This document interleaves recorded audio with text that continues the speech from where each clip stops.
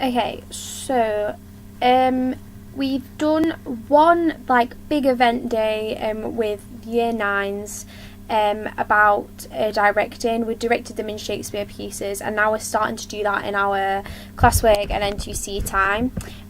So what we've done in class so far is if we've looked at directing different styles of plays, and we've looked at like how to direct. It's more about like the actual direction than the plays that we studied.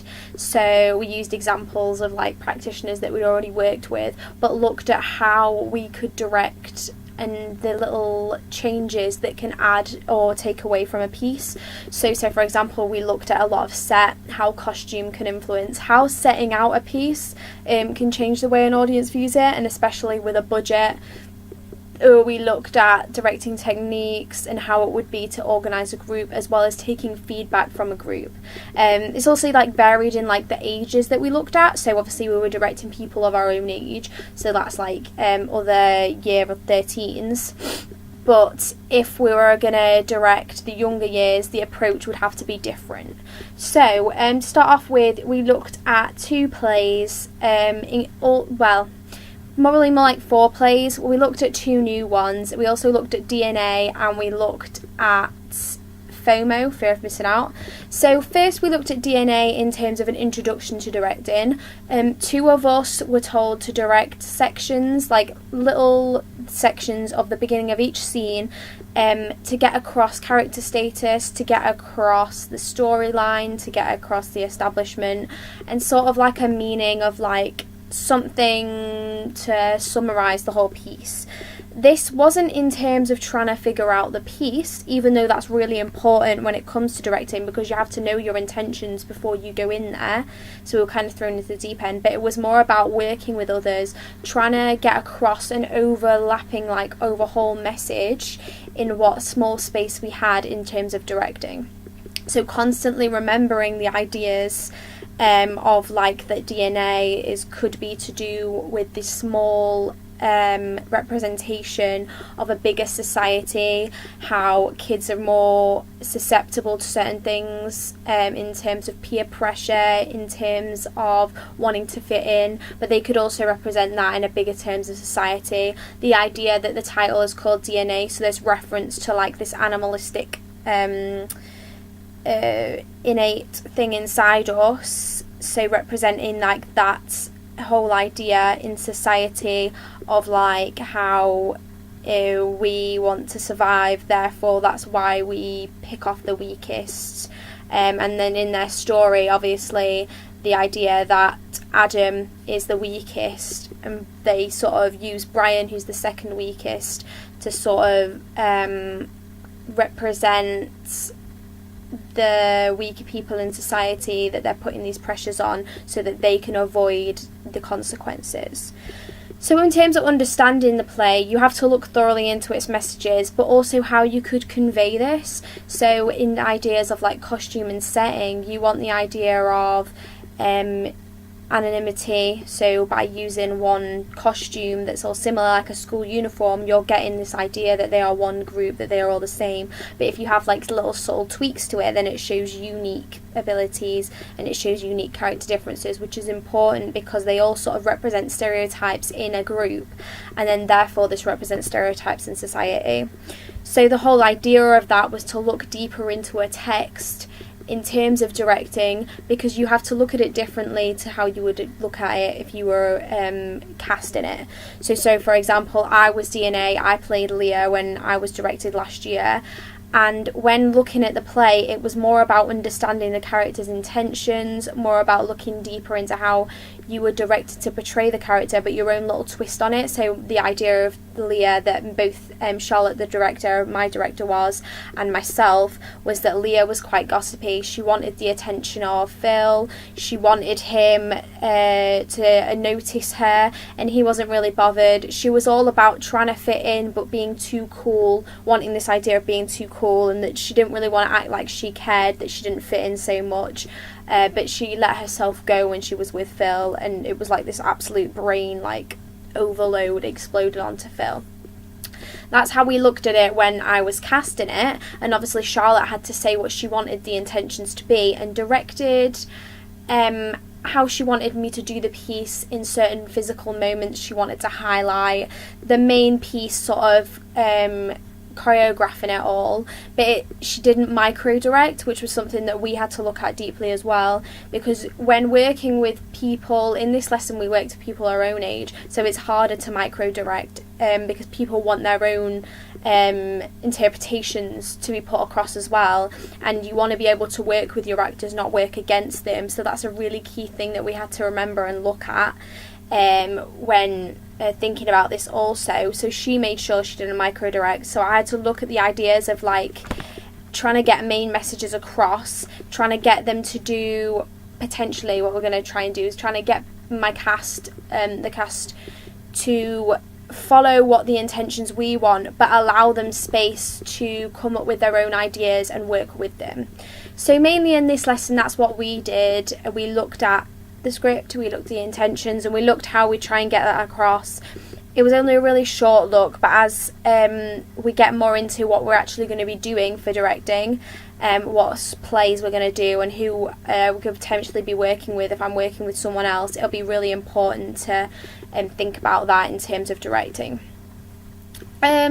Next lesson we looked at, and I'm going to summarise all of these plays into one big blog to sort of show the progression of my understanding in terms of directing the different aspects of it. We started looking at directing in terms of how to say lines and more going into set. So we looked at short extracts of two plays. One play about a father and a son, and the other one which is set in Wales, and about the idea of like an aggressive father.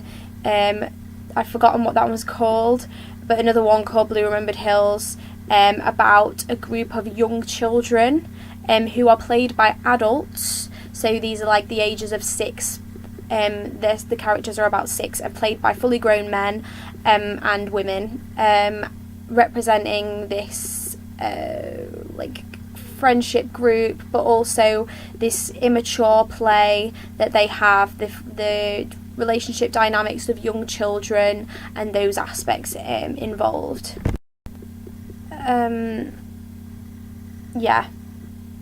But anyway, going back to like the initial ideas of the plays, sorry. We got the two plays representing different things. One is a 17-year-old boy and the relationship with his dad, the violence that his dad shows, the idea that he'd moved away from home, these key aspects that influence how we direct. And then the other one is to do with young children. I was trying to find more about how in terms of the overlapping messages of this play, it was harder to sort of tell what it was trying to show, but I guess it was more as well like DNA trying to represent society in terms of young children and taking the idea of their innocence. So to start off with, I'll talk a little bit about the first one. We directed short scenes in pairs, just looking at short little extracts that we were given, and we wasn't even needed a lot of dialogue, but it was about how we were going to set it out in terms of visually with a set. So things that were described in the stage directions needed to be in there, obviously for the intentions of the playwright and the practitioner, but we also had in our own aspects in terms of creating a sort of atmosphere, because that's the first thing that the audience members see. So in terms of creating that, thinking more deeply into how we were going to visually show it, where we were going to position the characters so that you could tell their relationship. And because we were given two extracts that showed a change in their relationship, it was clear that there was going to be a progression, and I think it was interesting to see the way people directed the two scenes differently, in terms of like the proxemics of the characters, in terms of the way they were positioned. So I directed the beginning scene, me and Bella, and then the other scenes were directed by other people.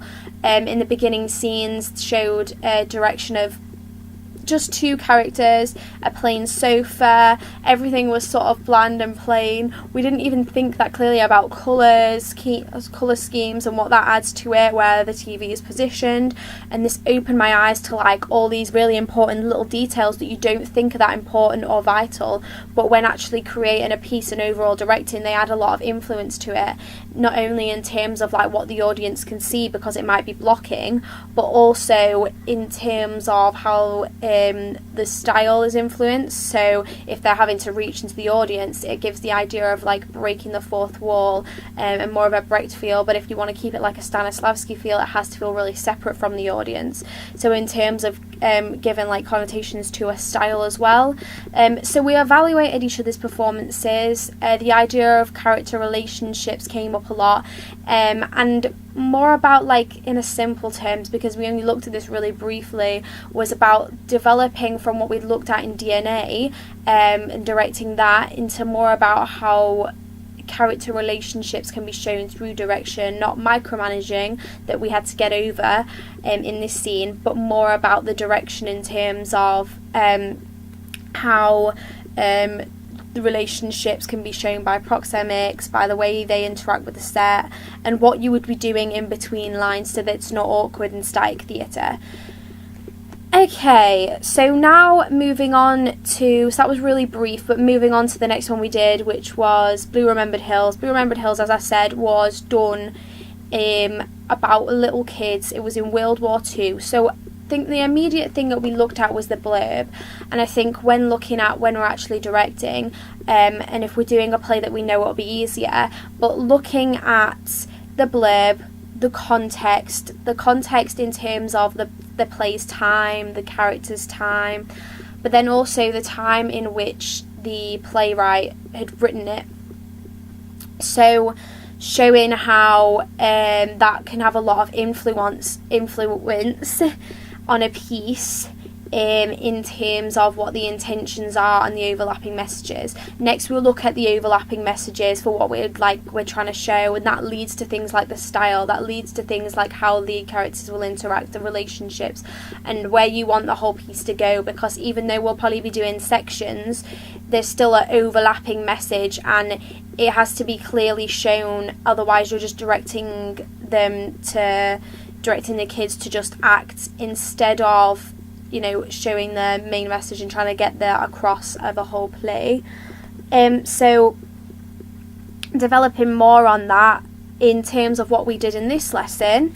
In the next lesson after that, looking at Blue Remembered Hills, we had to think about how we were going to get it so that the actors would come across as young children, but what this would show. So often if you're having fully grown actors play young children, it'd come across as creepy, it'd come across as making the audience uncomfortable and have to be like a barrier for them to get over.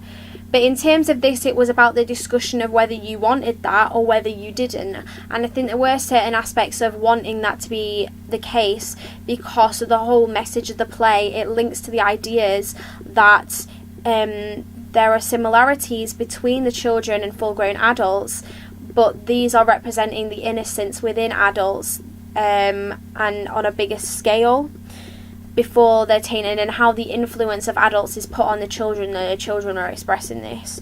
So in terms of that, we needed to make sure how we were going to show this so it was a little bit uncomfortable, but so that the audience would get over it, because otherwise they wouldn't focus on any of the actions of the actual play. So in terms of this, we looked at the ideas of costume, we looked at the ideas of mannerisms, the ideas of whether it would be accurate to portray them with a sense of innocence, and with smaller clothing like child's clothing on adults, or whether to portray them in the era more.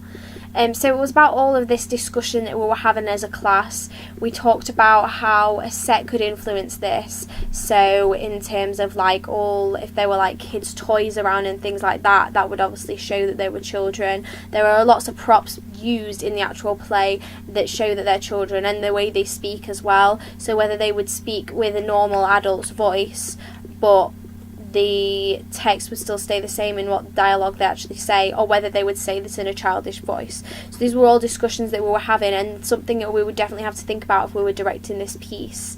What else did we look at? We looked at more set in terms of different ideas if you had on a budget. So we drew some ideas of what it could look like. So using trees as a background, the idea of a den, using different like natural materials, like actually bringing trees or just painting them. So the idea of kids' imaginations coming into play. And again, like, it was more about trying to do what we could realistically do in terms of a set, but talking more about how this would influence a piece and its main message, and how we could actually, this is so important in terms of an overall piece, in what you were trying to show as a director.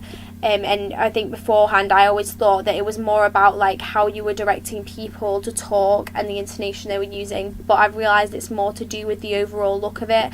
So the set, the props, the costume, the proxemics, the relationships of characters. There is an aspect of like tone and things, but that's more to do with your communication with your actors and how you both feel that the character would respond. And that's why I feel like, especially when I am actually directing, I'm going to talk more to my cast about the intentions and get them to look a little bit into their own characters, so that they can have a deeper understanding and help me in terms of how they agree that we should portray the characters in my overlapping message that I want to show as a director. Finally, we looked at a bit of FOMO, but I think I'm going to do a separate blog for that, just to show the progression of ideas in terms of how we started off with budgets and sets, and how we started off, because there's a total different aspect of virtual reality, and it's a different kind of type of like style of theatre, not like Stanislavski at all, definitely more Brecht, definitely more physical and abstract. So I'll start my next blog on that.